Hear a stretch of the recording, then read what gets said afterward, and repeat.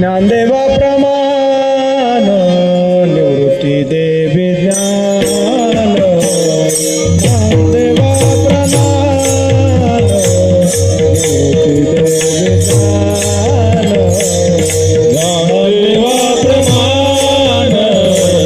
निवृत्ती देवी ज्ञान ज्ञानदेवा प्रमाण निवृत्ती देवी ज्ञान निवृत्ती देवी ज्ञान ज्ञानदेवा प्रमाण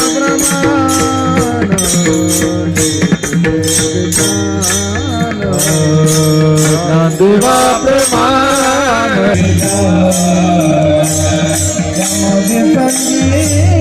संजीवन हरि पाठ संजीवन हरि पाठ आदिमुखे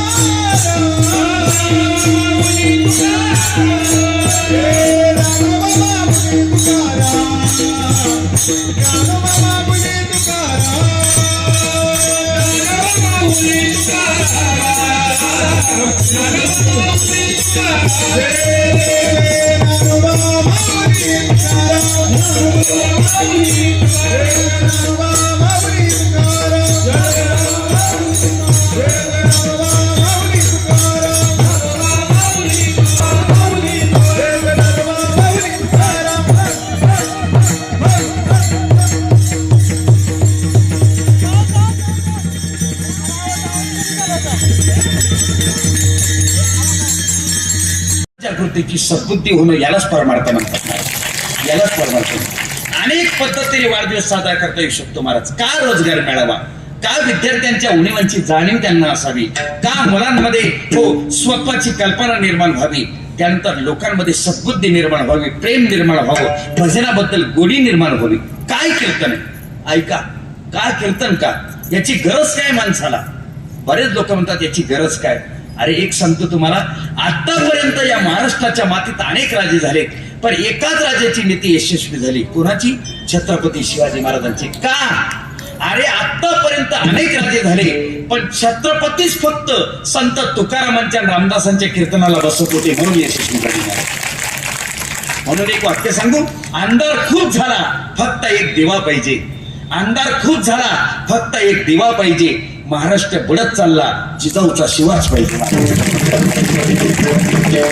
या अवस्थेला तुम्ही जोपर्यंत पोहोचत नाही राजावं, तोपर्यंत तुमच्या अंतःकरणामध्ये सद्बुद्धी घेणार नाही. आणि ही सद्बुद्धी होण्यासाठी अशा हरिभक्तांना नामदेव सांगतात, देवा सुख दे सुख. पहिल्या चरणात आयुष्य मागितलं, दुसऱ्या चरणात सुख मागितलं, आणि तिसऱ्या चरणात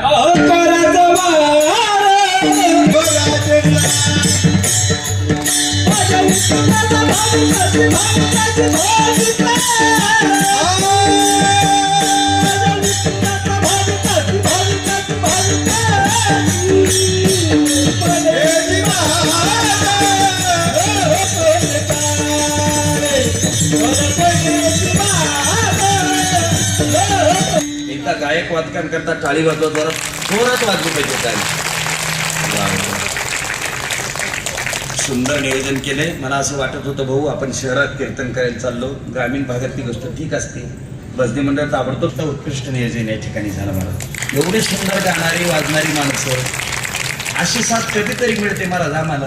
नाही तर काही काही गावांना अशी साथ राहते, त्याच्यापेक्षा ती चिकन करा. म्हटलं मला तुम्ही त्या बाजऱ्यांना बोलून ना आणलं, त्यांना बोलून त्यांना म्हटलं विना कुठे आहे रे? ते म्हणे विना नाही म्हणे आमच्या गावाला. विना नाही? मग विनाशिवाय कीर्तन कसं होईल? ते म्हणे का बरं? अरे विना म्हणजे आमच्या पक्षाचं चिन्ह आहे ते. चिन्हाशिवाय निवडणूक नाही लढवता येतं महाराज. आमच्या पक्षाचे प्रदेशाध्यक्ष 24 तास गळ्यामध्ये विना घालून फिरतात. नारद मुनी प्रदेशाध्यक्ष आहेत ते आमची. 24 तास गळ्यामध्ये विना महाराज, 24 तास गळ्यामध्ये विना. त्याला म्हणलं विना नाही कीर्तन नाही होणार. ते म्हणे महाराज असं कसं होईल? कीर्तन तर करावं लागेल. मग त्याला म्हटलं एक काम कर, विना घेऊन ये.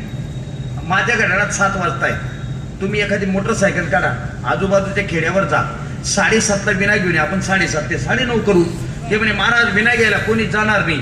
मग त्यांना म्हटलं कीर्तन बी होणार नाही. मी पण जिद्दीला पेटलो. एक म्हातारं पुढे आलं. ते म्हणे महाराज काय झालं? म्हटलं कीर्तन होणार नाही. म्हणे का बरं?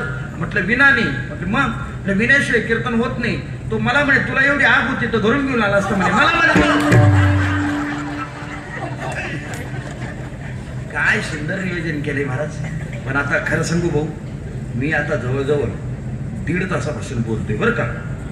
आणि 9ला फक्त 10 मिनिटं बाकी आहेत. आमच्या भागामध्ये अशी पद्धत आहे महाराज, 10 मिनिटं आधी कीर्तन बंद करावं लागतं. आमचे गुरुजी असं सांगायचे, शहाणा कीर्तनकार त्यालाच म्हणतात जो कराच्या आज कीर्तन बंद करतो. शहाणा कीर्तनकार. गावगावच्या प्रथा असतात, तुमच्याकडे काय प्रथा मला माहिती नाही, पण नियोजित वेळेपेक्षा 10 मिनिटं कीर्तन आधी बंद करावं असतात. तर गावगावच्या प्रथा असतात. आमच्या भागामध्ये अशी पद्धत आहे महाराज बरं का भाऊ.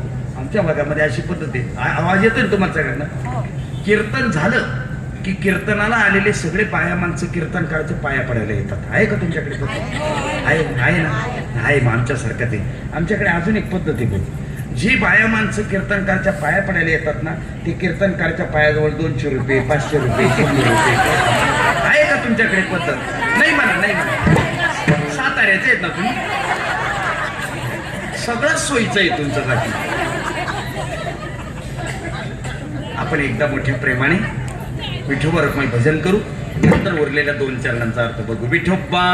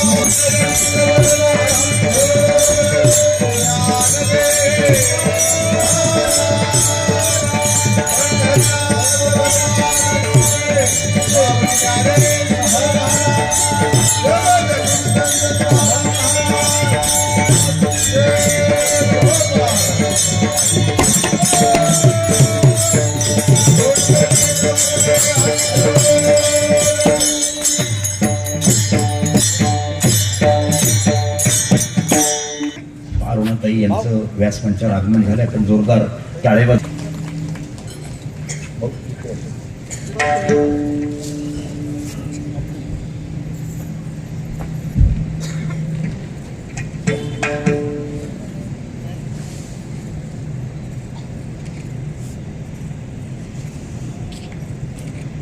अभिमान निर्माण झाला की माणसं संपून जातात महाराज. ऐका, अभिमान में तीनों गए, धन वैभव और वंश, न माने तो देख ले रावण दुर्योधन और कंस. काय प्रमाण आहेत महाराजांची. रावणाजवळ सोनं किती होतं? महिला मंडळ. ऐका बरं का, महिला मंडळ इकडे लक्ष द्या. झोपले नाही तुम्ही अजून? रावणाजवळ सोनं किती होतं माहितीये? कोटी. शुद्ध सोन्याची 7 कोटी घरं रावणाच्या लंकेमध्ये होती. महिला मंडळ तुमच्याजवळ 1.5 तोळा आहे तरी तुम्ही जावीशी बोलत नाही. 1.5. रावण जर संध्याकाळी समुद्राच्या काठावर फिरायला निघाला ना, समुद्राच्या काठावर, परत येताना आपल्या डोक्यावरचा मुकुट घ्यायचा आणि फेकून द्यायचा समुद्रामध्ये. दुसऱ्या दिवशी दुसरा मुकुट घालून यायचा. एका मुकुटाला तरी एका वेळेला करोडो रुपयांची मोती जोडलेली असायची, तरी फेकून द्यायचा. 10 रुपयाची टोपी उडून गेली तर आपण 3 किलोमीटर मोटरसायकल मागे घेऊन जातो. आपल्या बुद्धीला पटेल काही उदाहरण नका करू. जी माणसं मोठ्यात मोठी असून लहानात लहान होतात ना, ती देवाला सगळ्यात जवळची आहे. मनोनी थोरपण पराची सांगिजे, व्युत्पत्ती आगवी विसरीजे, जे जगा धाकुटे होईजे ते जवळीक माझी. आहे त्याचं लग्न झालं. लग्न झाल्यानंतर त्याची बायको पण त्याला म्हणायला लागली, का बुटके बाजारात जाता का? का बुटके भाजी आणता का? त्याला वाईट वाटायला लागलं. आतापर्यंत लोक बुटके म्हणायचे यात नवल नाही, आता बायको बुटका म्हणायला लागली. आता आत्महत्याच करतो म्हटले. निघाला असं जंगलाच्या दिशेने. रस्त्यात एका साधूची भेट झाली. त्या साधूने विचारलं, कुठे चाललास? आत्महत्या करायला. का? बायको सुद्धा बुटका म्हणायला लागली. महाराज, परिवर्तन करणार नाही तो साधूच कसा? त्याने काय सांगितलं साधूने? ऐका, अरे वेड्या, तुला तुझ्या जीवनामध्ये लाभलेलं बुटकेपण हे सुद्धा तुझं मोठेपणच आहे. तो म्हटला, कस काय? या जगातला कितीही मोठ्यातला मोठा माणूस राहू दे, पण तुला जेव्हा त्याच्याशी बोलायचं असेल तेव्हा खाली वाकूनच बोलावं लागेल. हे तुझ्या जीवनातलं मोठेपण. जीवनाकडे पाहण्याचा दृष्टिकोन सकारात्मक असू द्या मित्रांनो. जीवनात लहान व्हायला शिका, मोठं होण्यामध्ये अजिबात मजा नाही महाराज.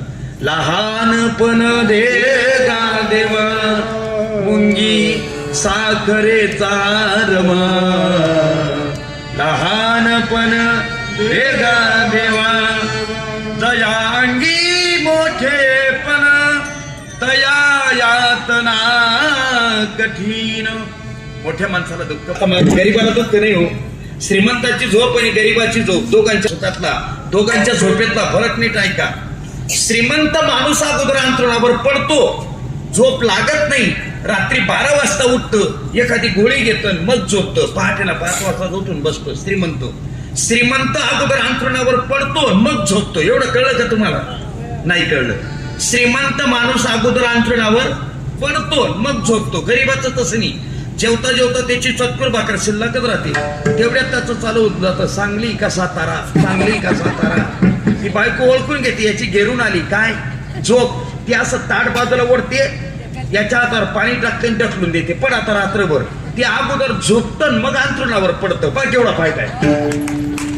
श्रीमंत माणूस पहाटेला 5 वाजता उठून बसतं आणि ते गरीब त्या अंगावर ऊन पडतं तरी हालत नाही महाराज. त्याची बायको काकडा करते. उठा पांडू रंगा प्रभात समय पातला, उदारी मागणारी अंचा मेळा आपल्या दारी दाटला. अंगावर आणि गरिबी मी ऐशी निंदाती तू सुभ उठणे नि देती. भाऊ, तुमच्या गावातल्या सगळ्या लोकांना माझा प्रेमाचा सल्ला आहे. जे श्रीमंत असून ज्यांना झोपा लागत नसतील त्यांनी आपला पैसा कीर्तनकार लोकांना वाटून द्यावा असं माझं प्रामाणिक. पैसा पलंग देतो पण झोप नाही देत, पैसा भाकर देतो पण भूक नाही देत महाराज. त्याच्याकरता काय असावं लागतं? जीवनामध्ये मोठं होण्याच्या भानगडीत पडल का? तुम्ही जेवढे लहान व्हाल तेवढे महान व्हाल महाराज, तेवढे महान व्हाल. शिका तर खरंच वाकत राहा कोणापुढे. ज्याला भजन करायला वेळ नाही, ताई मी नेहमी सांगत असतो, ज्याला भजन करायला वेळ नाही, ज्याला मंदिरात जायला वेळ नाही, ज्याला लोकांसमोर वाकत राहा. जगात सगळ्यात मोठं भजन, सगळ्यात मोठं. वाटण्यात काय आनंद. रामरायाचं लग्न चालू होतं, संध्याकाळची वेळ होती. लग्न हे संध्याकाळीच झाले पाहिजे, लक्षात ठेवा. त्याला गोरज मुहूर्त म्हणतात. गो म्हणजे गाय आणि रज म्हणजे माती. गायींच्या संध्याकाळी गायी रानातून ज्या वेळेला परत येतात त्यांच्या खुरातली जी माती उठते ती माती संधी प्रकाशामध्ये मिसळते, सायं प्रकाशामध्ये. हो, त्या वेळेला जी मुहूर्त असतो त्याला गोरज मुहूर्त म्हणतात. लग्न हे संध्याकाळीच झाले पाहिजेत.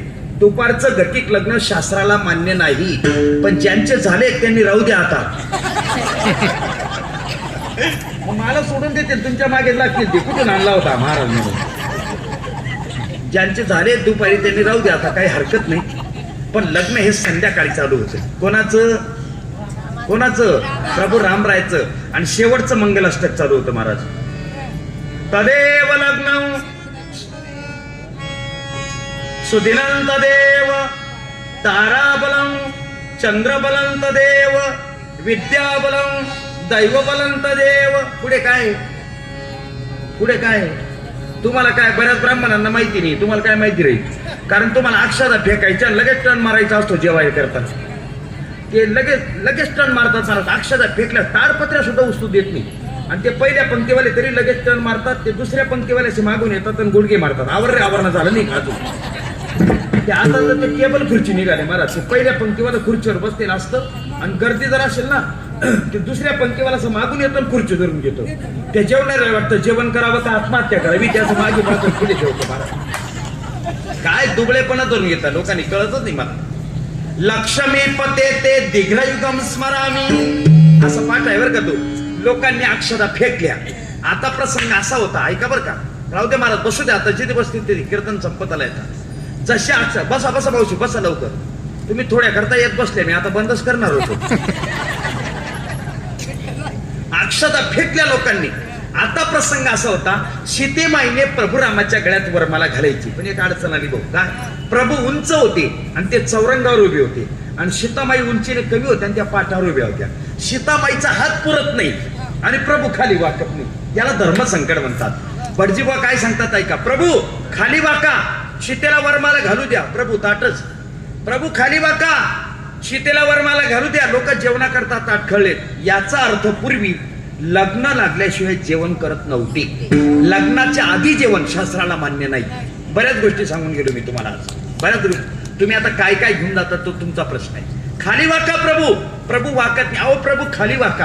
आता प्रभू चिल्लीत आणि भटजीबाला काय म्हटले माहितीये का? भटजीबा शांत बसा. माणसाने सगळ्या ठिकाणी वाकावं पण सासरवाडीला वाकू नये. हा नियम ज्याची सासरवाडी गावातली त्याच्याकरता नाही. ज्याची सासरवाडी गावातली ना ते जेवता जेवता बायकोला सांगतं, पाय ना तुझ्या आईकडे काय भाजी केली, पाय जेव रे बिनलाज्या. तुम्ही सांगितलं भटजीबा शांत बसा. माणसाने सगळ्या ठिकाणी वाकावं पण सासरवाडीला वाकू नये. महाराज बाजूला लक्ष्मणराव होते भाऊ, रामप्रभूची भाऊ होतो म्हटले. आपण त्या गर्दीमध्ये बोलल्यावर चालले. कोण? लक्ष्मणराव. त्या गर्दीमध्ये बोलल्यावर चाललेत. गर्दीमधून बोलल्यावर चाललेत आणि प्रभूच्या पायावर डोकं ठेवलं. जसं प्रभूच्या पायावर लक्ष्मणाने डोकं ठेवलं त्या लक्ष्मणाला उचलण्यासाठी प्रभू असे खाली वाकले. वाकल्याबरोबर म्हणे लक्ष्मण, वहिनी तुमचा कार्यक्रम आवडा म्हणे. मग लोक म्हटले वाटला का नाही भावापुढे? भावापुढे म्हणजे अंतकरणात त्या भावापुढे वाकत राहा राजा, वाकत राहा. सांगू नम्र झाला भूता गेले कोंडिले आनंद. आता सिद्धांताचं वाक्य आहे का? तुम्ही फक्त लोकांसमोर वाका, देव तुमच्या समोर वाकेल. महाराज देव तुमच्या समोर वाकेल राजा. देवाला पण वाकवण्याची ताकद आहे. याला नम्रता म्हणतात. नम्रता. नम्रता हा सद्गुणांचा अलंकार आहे. वेदांतातलं वाक्य. नम्रता हा सद्गुणांचा अलंकार आहे. ज्याच्या जीवनामध्ये भजन नाही त्याच्याजवळ नम्रता जरी असेल तरी ते भजन करतं. भक्ती ते नमन, वैराग्य तो त्याग, ज्ञान ब्रह्मी भोग ब्रह्मतनु, देहाच्या निराशी पाविलिया धाया, माझी ऐशी काया जवळ. जीवनामध्ये सत्कृत्य करीत राजा हो. आज खूप आनंद वाटला मला. मी खरं तर सांगू तुम्हाला, मी बोललो महाराजांना, मी तब्बल 500 किलोमीटरचा प्रवास करून आलोय. सकाळी 10 वाजेपासून निघालोय. भाऊंचा मला पुन्हा पुन्हा फोन येतो, महाराज पोचले का, पोचले का. भाऊंना म्हटलं काळजी करू नका, मी व्यवस्थित वेळेवर पोचेल. मी आलो. खूप सुंदर नियोजन. मला खूप आनंद वाटला आणि आदरणीय ताईसाहेबांची उपस्थिती या योगाने लाभली. तुम्ही सर्वजण मोठ्या प्रेमाने उपस्थित राहिला. मला खूप आनंद वाटला. जीवनामध्ये जाता जाता भाऊंच्या वाढदिवसानिमित्त 2 गोष्टी सांगून जातो, तेवढ्या बरोबर घेऊन जा. एक, जीवनामध्ये पंगत चांगली असू द्या आणि नंबर 2, जीवनामध्ये संगत चांगली असू द्या. मला आज हा वाढदिवस या ठिकाणी सफल झाला असं मी म्हणेन. सफल झाला वाढदिवस. त्यांनी त्यांच्या आयुष्यात बरेच वाढदिवस केले असतील पण हा आजचा वाढदिवस खऱ्या अर्थाने सफल झाला. महाराज का? एवढे वारकरी बांधव एका ठिकाणी जमा होणं आणि त्यांनी वाढदिवसानिमित्त हरिनामाचा जयघोष करणं यापेक्षा वेगळा वाढदिवस नाही. या सक्सेसफुल जीवन म्हणतात महाराज. 2 गोष्टी जीवनामध्ये. पंगत चुकली की माणसं चुकतात, संगत चुकली की माणसं चुकतात. महाराज सिद्धांत सांगेल, मूर्खाची संगत अधपतनाला नेते, वेड्याची संगत दुःख देते, पण चांगल्या माणसाची सज्जनाची संगत माणसाला भगवंताची प्राप्ती करून देते. चांगली गाय ओढाळ गायकडे गेली. ओढाळ गायकडे आणि त्या ओढाळ गायला विचारलं, बाई तुम्ही चरायला जात नाही, फिरायला जात नाही, मग रवंत कशा करतात? तिने एकच सांगितलं, आपण दिवसभर अजिबात वनवन करत नाही म्हणे. रात्री 9 वाजता लोकांच्या कीर्तनाला गेलेत का मग मी दोर तोडते, लसलशीत घासाचं शेत पाहते, रात्रभर चरते, पहाटेला खुंट्यावर उभी राहते. ही चांगली गाय म्हणे, मला जमेल का? का बरं जमणार नाही, ये माझ्या बरोबर म्हणे. ही चांगली गाय त्या ओढाळ गाय बरोबर गेली. नेमकं भाऊ त्याच दिवशी तो मालक दबा धरून बसला होता. तो म्हणे रोज कोणती तरी गाय येते, आज हिला पकडतोच म्हणे. ही ओढाळ भलती चॅप्टर गाय गाय गायचं सांगून राहिलो मी. ओढाळ भलती चॅप्टर. तिने पाहिलं लांबून मालक लपलेला आहे. या चांगल्या गायला पुढे घातलं, तू घुस म्हणे. आणि मी आले ना तुझ्या मागे, तू चाल म्हणे. ती चांगली गाय मध्ये घुसली. हो, त्या मालकाचा असा गैरसमज झाला, ताई हीच गाय रोज येत असावी. त्याने ती धरली, मारली आणि मारत मारत मालकाकडे आणली. त्या मालकाला सांगितलं, तुझी गाय ओढाळेला दूषण घाल. एकच रात्रभर दुर्जनाच्या संगतीत गेली. परिणाम काय झाला माहितीये? पहिली गोष्ट मार बसला, दुसरी गोष्ट ओढाळे म्हणून दूषण लागलं आणि तिसरी गोष्ट जन्मभर गळ्यात लाकूड वागवावं लागलं. मूर्खाची संगत अधपतन, वेड्याची संगत दुःख आहे. एका गावामध्ये एक वेडं राहत होतं, त्याचं नाव नारायण होतं. नारायण. त्या गावामध्ये 4 चोर चोरी करायला शिरले. त्यांनी पहिलं अख्खं गाव झोपलेलं, ते एकटं जागं होतं. ते चोर म्हणे, एक काम करा, याला चोरी करायला बरोबर घ्या, नाही तर अख्खं गाव जागं करेल म्हणे. घेतलं त्याला चोरी करायला. एका श्रीमंताच्या वाड्याच्या बाहेर 4 चोर उभे राहिले. याला मध्ये उतरवलं, नार्या मध्ये जाईन जड वस्तू बाहेर फेक म्हणे. त्याने पाटा वराटा बाहेर मारून फेकला. आणि चोरी करायच्या वस्तू आहेत का, पाटा आणि वराटा. तो दुसरा चोर म्हणे, हलक्या फेकरे म्हणे. मग त्याने झाडू मारून फेकला. तो चोर म्हणे, आर्याच्या नादी लागू नका, येड आहे, आपण मध्ये उतरा चोरी करा. ते 4 चोर मध्ये उतरले, चोरी करायला लागले. त्या येड्याने काय पाहिलं की म्हणे यांना चोरी बरे आपल्या जेवण तर भलं, ते येड्याला भूक लागली होती. ते किचन रूम मध्ये शिरलो. किचन रूम मध्ये कुकर मध्ये खिचडी पडली होती ताई. आता खिचडी कुकर मध्येच होते. का बरं? एकदा लावलं कुकर की बाई बिन फिकर, तो भात कसा का होईना. मग एका कुकर मध्ये 3-3 प्रकारचे भात शिजतात. खाली जळगाव, त्याच्यावर पिंपळगाव, त्याच्यावर रावळगाव. ती कुकर मध्ये खिचडी पडली होती. येड्याने ती खिचडी ताटामध्ये ओतली. मग खायचं ना कुठं, तेल पाहायला गेला. तेल, बऱ्याच लोकांना खिचडीवर तेल टाकायची होती, खिचडी खाली सटकतच नाही. मी मराठवाड्यामध्ये शिकायला होतो. माझं शिक्षण मराठवाड्यामध्ये झालं ते बीड जिल्ह्यामध्ये. तुम्ही पुरणपोळीच्या दिवशी तिखट आमटी करतात, तिला काय म्हणतात? कटाची आमटी, बरोबर आहे ना? तिकडे मराठवाड्यामध्ये सटकावणं म्हणतात, त्याला काय म्हणतात? मी त्या घरमालकीने विचारलं, भाऊ या आमटीला सटकावडीवर तेल टाकल्याशिवाय ती खिचडी खाली सटकतच नाही. येडा होता ना, पण तेल पाहिलं गेलं. याने जशी ती तेलाची बरणी काढली, लक्ष आहे का तुमचं? तेलाची बरणी काढल्याबरोबर ती मांडणीच खाली आली, कारण ती एकाच किल्ल्याला लटकलेली होती. मग आता मांडणी खाली आल्यावर मांडी वरती राहतील का? तेच घेऊन आली महाराज.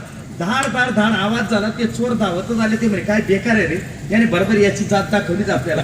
त्यांनी त्याला उचललं, ऐका बरं का, त्यांनी त्याला उचललं त्या येड्याला आणि असा माळोचा होता, त्या माळोच्यावर फेकलं. नार्या गुपचूप लप म्हणे, बोलू नको म्हणे. ती चारीचं अंधारामध्ये लपून गेली. ते घर मालक आणि मालकीन आली. त्यांनी पाहिलं खिचडी पडली, तेल सांडलं, कांदे पडले. त्या दोघं नवरा बायकोंची भांडण झाली होती. बिगर जेवाय तेच झोपून गेले होते म्हणून खिचडी पडली होती. तो घर मालक म्हणे तुम्हाला झोपून जाऊ दिला असेल, नंतर खिचडी खायला उठली असेल म्हणून अशी फजिती झाली.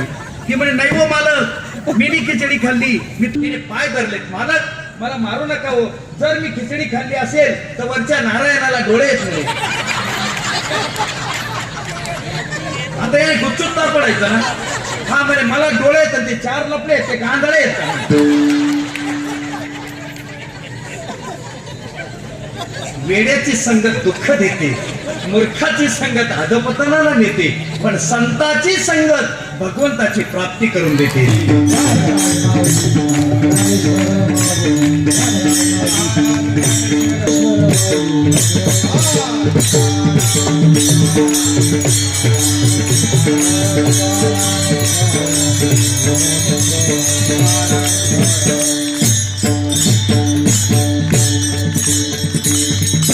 आदरणीय भाऊंना आपण अभिष्ट चिंतनाच्या शुभेच्छा आपल्या वारकरी संप्रदायातर्फे प्रदान करणार आहोत. त्या कशा प्रदान करायच्या? सगळ्यांनी आपले हात वरती करा. काय माझ्या मागे आपण एकदा रामकृष्ण हरीचा जप करणार आहोत, त्याच त्यांना खऱ्या वाढदिवसाच्या शुभेच्छा ठरतील. रामकृष्ण हरी जय जय रामकृष्ण हरी.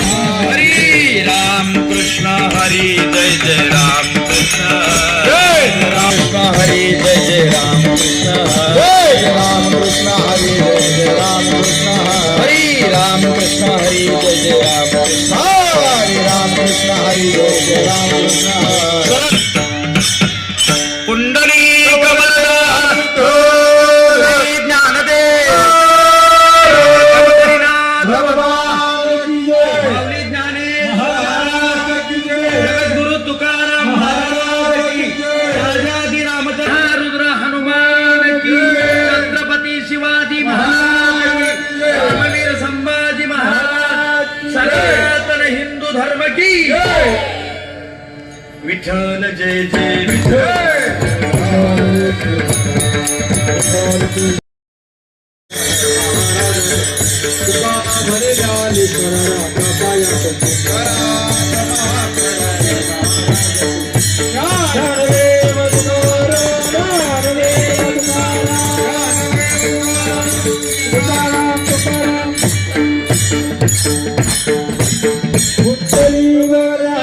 आज गुरु मालेगावकर विनोदातून परमार्थ कसा साधायचा, आणि आजकाल थोडा ट्रेंडच झालाय, लोकांना हसवल्याशिवाय परमार्थ घेता येत नाही. अत्यंत चांगल्या पद्धतीनं या ठिकाणी कीर्तनाचा सोहळा उत्साहात पार पडला.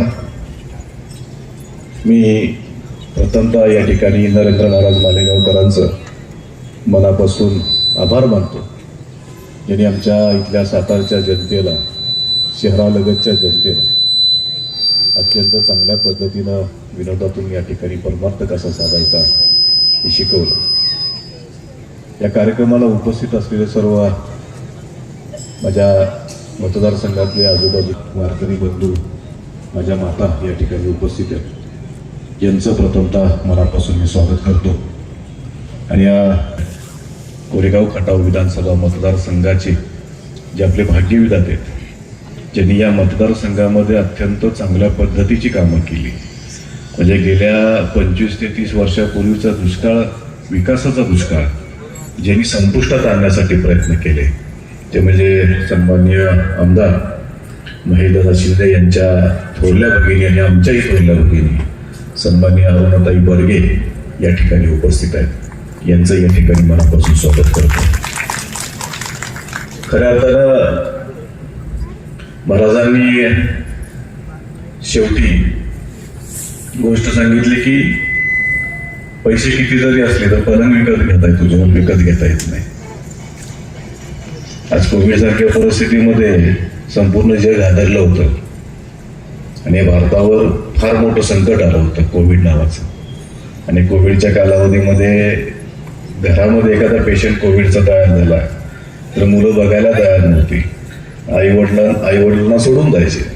जसं जेलमध्ये कैद्याला जेवण खाल्लं दिलं जातं, त्या ह्याच्या जाडीच्या खाल्लं जेवण दिलं जातं, तसंच लांबच असं जेवण सरकवायची, अशी परिस्थिती निर्माण झाली होती. आणि त्या परिस्थितीमध्ये एक महेशदादा नावाचा मसिहा या मतदारसंघामध्ये तयार झाला होता, आमदार महेशदादा शिंदे. त्याचबरोबर आमच्या अरुणाताई बर्गे, आमच्या प्रियाताई बर्गे शिंदे या ठिकाणी, म्हणजे जसं लेकराची काळजी घेतात त्या पद्धतीने इथल्या माता भगिनी ज्या कोविडग्रस्त आहेत त्यांचा मुलगा होऊन त्या ठिकाणी स्वतः जाऊन त्या पेशंटला स्वतःच्या गाडीत घालून स्वतःनं स्थापन केलेल्या हॉस्पिटलमध्ये भरती करायचं, त्याला बरं करायचं, परत गाडीत घालायचं, घरी घेऊन सोडायचं, अशी सेवा गेल्या कोविडच्या कालावधीमध्ये आमच्या या आमदारांच्या कुटुंबाने आम्ही बरोबर होतो. आमच्या बरोबर सगळे आमचे निष्ठावंत कार्यकर्ते मावळे होते. आणि अशा पद्धतीने एक चांगल्या पद्धतीची सेवा देणारं कुटुंब आज या ठिकाणी या आमदारांच्या माध्यमातून आपल्या या विभागाला मिळालं. पाठीमागचा काळ आपण बघितला होता, कशा पद्धतीनं या ठिकाणी इथल्या नागरिकांची हिंसाळ केली जात होती, इथं होणाऱ्या विकास कामांमध्ये कशा पद्धतीनं दुर्लक्ष केलं जायचं. पण ते सगळ्या गोष्टींना पाठत येत एक अत्यंत चांगल्या पद्धतीनं माझा मतदारसंघ चांगला सुजलाम सुफलाम झाला पाहिजे याच्यासाठीच प्रयत्न करणारं एक कुटुंब आज महेशदादांच्या माध्यमातून, अरुणाताईंच्या माध्यमातून, प्रियाताईंच्या माध्यमातून आपण बघितलं. काम करत असताना तुम्ही बघितलं होतं की या मतदारसंघामध्ये पूर्वीचे जे रस्ते होते अत्यंत खास खळग्याचे, दगडमातीचे, म्हणजे चिकुडगाव चिखलामध्ये या ठिकाणी या परिसरामध्ये आपण वावरत होतो. भागातले सगळे रस्ते कॉन्क्रीटचे केलेले महाराजांच्या इथं, सगळेचे सगळे रस्ते कॉन्क्रीटचे केलेले. गावामध्ये जाणारा सगळा रस्ता हा कॉन्क्रीटचा केलेला आहे. म्हणजे शासनाचे येणारे पैसे आम्ही प्रत्येक वर्षी काय करायचो तर त्या रस्त्यांवर घालायचो. रस्त्यावर यावर्षी डांबर टाकलं की पुढच्या वर्षी ते डांबर वाहून जायचं, परत पुढच्या वर्षी त्याच्यात डांबर टाकायचं, कारण त्यातले पैसे मिळायचे. पण ही पद्धतच बंद करून टाकली. रस्ता असा करायचा तो 50 वर्ष टिकला पाहिजे, आणि 50 वर्ष टिकल असा रस्ता करण्याची पद्धत या ठिकाणी साहेबांनी ठरवली. आणि ही पद्धत आता हळूहळू आजूबाजूच्या मतदारसंघामध्ये झाली. असे कोट्यवधीचे रस्ते या ठिकाणी या मतदारसंघामध्ये कॉन्क्रीटचे झाले, जे 50 वर्षी टिकतील असे. इथून पुढचा शासनाचा येणारा जो पैसा आहे तो माणसांच्या व्यक्तिगत विकासावर खर्च करायचे, इथल्या नागरिकांच्या व्यक्तिगत विकासावर खर्च करायचे. म्हणजे काय तर इथल्या माता भगिनींच्या हाताला काम निघालं पाहिजे, इतर तरुणांच्या हाताला काम मिळालं पाहिजे, याच्यासाठी हे पैसे खर्च करायचे आपल्याला. पुन्हा पुन्हा पुन्हा त्याच कामावर पैसे खर्च करायचे आणि स्वतःचे खिसे गरम करायचे, असं नाही. आज हे कुटुंब, तुम्हाला मी सांगतो प्रामाणिकपणे, परदेशामध्ये स्वतःच्या फॅक्टरीज या ठिकाणी या जिल्ह्यामध्ये स्वतःचं एवढं मोठं अस्तित्व आहे, एवढं मोठं त्यांनी निर्माण केलेलं अस्तित्व. पैसा फार गौण आहे, हे पैसे असताना सुद्धा सुखाची झोप लागली पाहिजे हे महाराजांनी सांगितलं. त्याच पद्धतीनं पैशानं गडगंज असून सुद्धा म्हणजे एखाद्या समोर नतमस्तक होता सुद्धा आला पाहिजे. म्हणजे पैसा असला की माणूस छाती काढून ताटपणे असं चालतो. आणि फॅमिली सतत अशा इतर नागरिकांच्या पाठीशी अगदी भक्कमपणे खंबीरपणे उभा राहील. जिथं थोर मोठे गुरुजन दिसतील तिथं नतमस्तक होतात. म्हणजे अशा पद्धतीने एक माणूस जोडत अत्यंत चांगल्या पद्धतीनं हा मतदारसंघ सुजलाम सुफलाम करण्याचं काम या ठिकाणी आमच्या महिदादांच्या माध्यमातून, आमच्या प्रियताईंच्या माध्यमातून आणि नानाताईंच्या माध्यमातून या ठिकाणी आपण केलेलं आहे.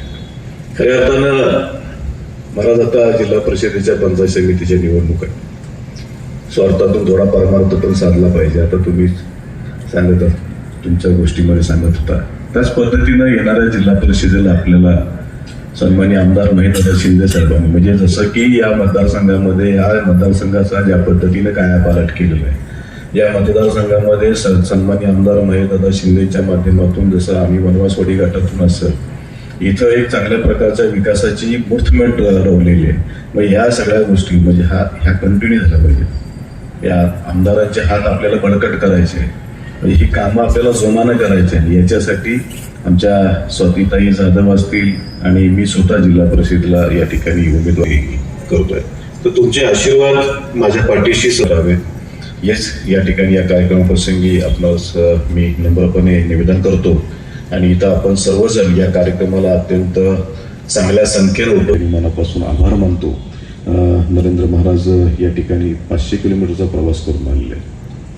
न थकता अत्यंत चांगल्या पद्धतीनं तुम्हाला विनोदातून परमार्थ जो समजावून सांगितलेला आहे त्यांचं या ठिकाणी मनापासून मी आभार मानतो. त्यांना हे सगळे वारकरी संप्रदायातले आमचे टाळकरी असतील, मृदुंगमणी असतील, या सर्वांना या अत्यंत चांगल्या पद्धतीने त्यांना साथ दिली. या साथ दिल्याबद्दल सुद्धा त्यांचं मनापासून मी आभार मानतो.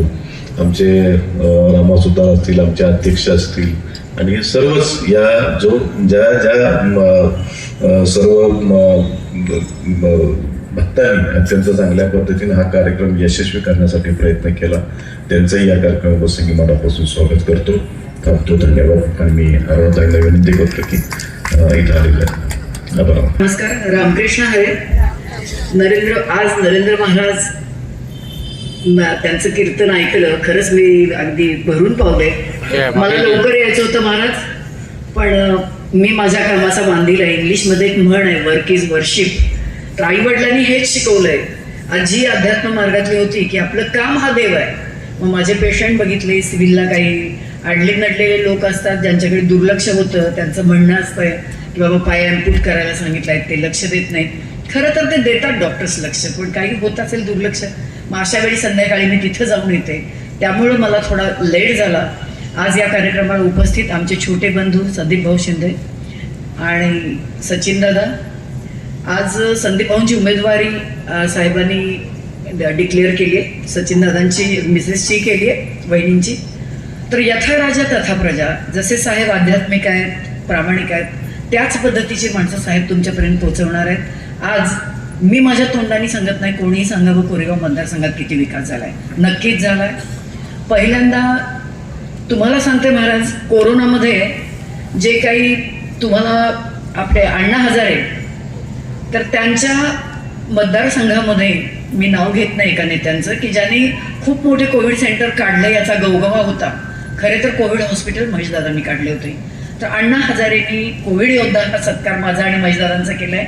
ते म्हणाले अख्ख्या महाराष्ट्रात नाही, भारतात पहिलं कोविड हॉस्पिटल प्रायव्हेट काढून लोकांची सेवा करणारा महेशदादा हा एकमेव माणूस.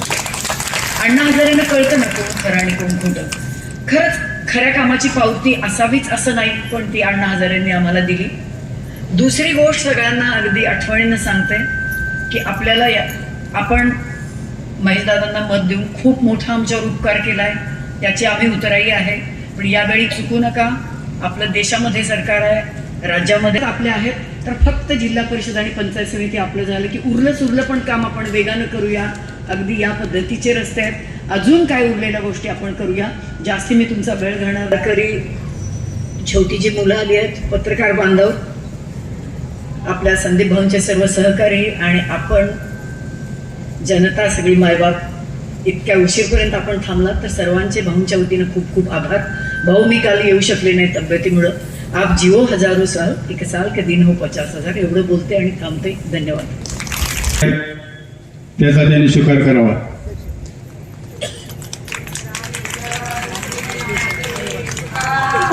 राम महाराज देसाई यांचा इथं सत्कार होत आहे.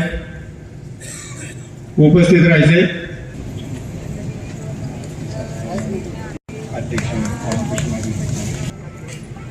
इथं उपस्थित भजनी मंडळ